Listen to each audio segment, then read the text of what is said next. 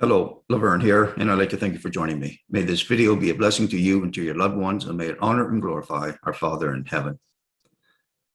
In my last video, I refuted the idea that the vaccine, the COVID vaccine, is the mark of the beast. There is absolutely no way that it can be. I explained in that video that there's too many things that have to happen before we will be commanded, that it will be demanded of us to take the mark of the beast. It simply is not possible at this point in time to know what that mark is or to have to worry about taking it. We don't have to worry about worshiping the beast because he is not yet on the scene. There are simply far too many things that have to happen first. The two witnesses must come on the scene first. They will have to be killed. So we will have to hear from the two witnesses, hear their ministry. Jerusalem will be trampled. And after the death of the two witnesses, after the world witnesses them being taken to heaven after lying in the streets of Jerusalem for 3 days, then there's going to be an earthquake, 1/10 of Jerusalem destroyed. That has to happen before you need to worry about taking the mark of the beast. And so many other things must happen first. So where are we on the prophetic timeline? When it comes to the end times, where exactly are we? Well, I'd like to share my thoughts on the matter. So I'm going to read for you exactly where I believe we are. I'm going to read from the book of Revelation using the New Living Translation Bible. And I'm reading the first 2 verses in chapter 6 of Revelation. As I watched, the Lamb broke the first of the 7 seals on the scroll. Then I heard one of the 4 living beings say with a voice like thunder, "Come." I looked up and saw a white horse standing there. Its rider carried a bowl, and a crown was placed on his head. He rode out to win many battles and gain the victory. That is where I believe we are today. That the first seal is being opened.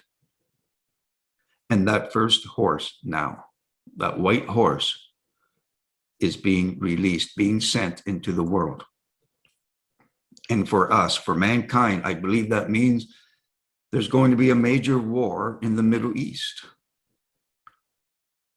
I believe that even as early as next week, we could see a major conflict break out in the Middle East that's going to engulf many more countries than what have ever been involved in a war concerning Israel.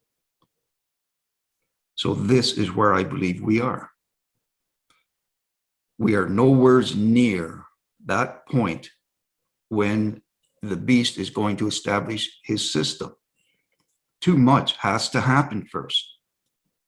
1/3 of the world's population has to be destroyed. So we are going to see it is out of the ashes of the 7 seals being opened and the trumpets being sounded. It's from the ashes of the things that happen from these things happening.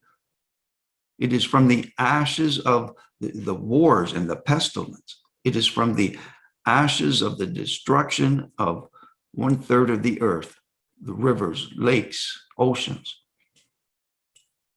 It is only after 1/3 of the world's population is killed off that it is from those ashes that the beast will establish his system.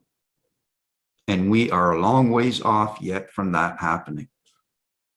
But we are very close to that first seal being opened. We are very close to that white horse being sent out. So possibly even as early as next week. And I believe this, the war from this white horse and its rider is going to be in the Middle East. So that's where I believe we are. And while I can be wrong about that, I am not wrong about what the book of Revelation tells us about the two witnesses, that they have to come on the scene first. And we don't know who they are. And so for those people who make the claim that the two witnesses are not two real people, but that it is the New Testament and the Old Testament of the Bible, or it's the church and Judaism, it is Israel and the Gentiles. If somebody is teaching the two witnesses are anything other than two actual people who are killed in the streets of Jerusalem, then you should not give them the time of day, for they are not guided by the Holy Spirit. Read the book of Revelation. See what has to transpire before the beast comes on the scene. And it is the second beast that we are told that forces us to take the mark. And so then we have to have that first beast. And the second beast makes a statue and causes it to come to life, demands that we worship that first beast.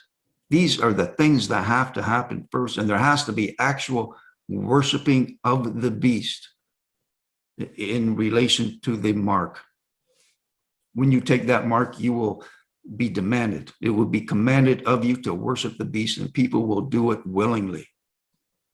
So we are not even close to that point. So for those who are making the claim that if somebody takes the vaccine, you shouldn't fellowship with them, well, that is evidence that you are not guided by the Holy Spirit.